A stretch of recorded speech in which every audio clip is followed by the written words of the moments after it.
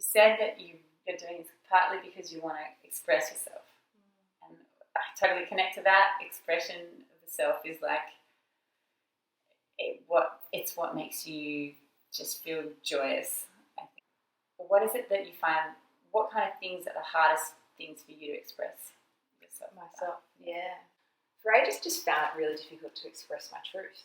You know, I was never wanted to offend people or hurt people's feelings. But another example has just been like connecting with my own sexuality and sexuality, which has been a massive one. Like being able to just say, you know, and that was a really hard one. And I've spent years being able to, you know, dealing with that as well. Just initially around just like sexual fantasies, and I was like, where does that come from? Am I screwed up?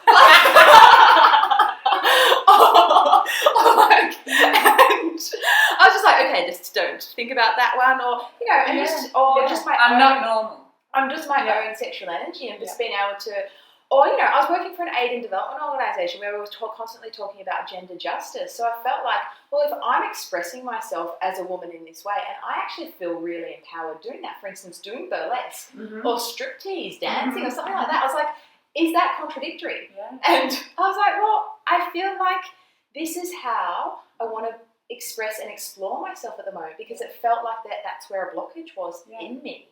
And so they're some of the big things for me that I'm just like still getting comfortable with in myself, and even like other people getting comfortable with that as well. Like I found, like, even if I'm dancing in a particular way, like it's not only men whose jaws drop, it's women whose jaws drop as well, and they're like, wow, you're fully expressing yourself. And I'm like, sorry, it feels really good.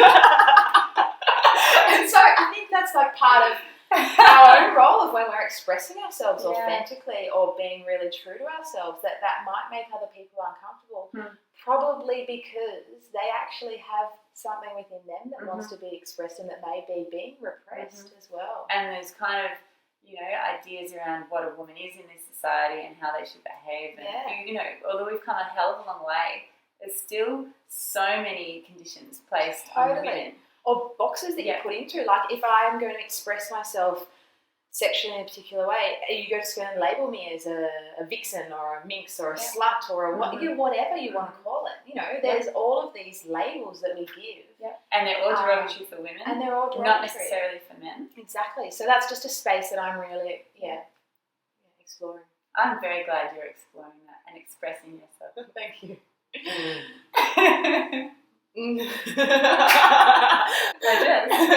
Business at the front, party at the back.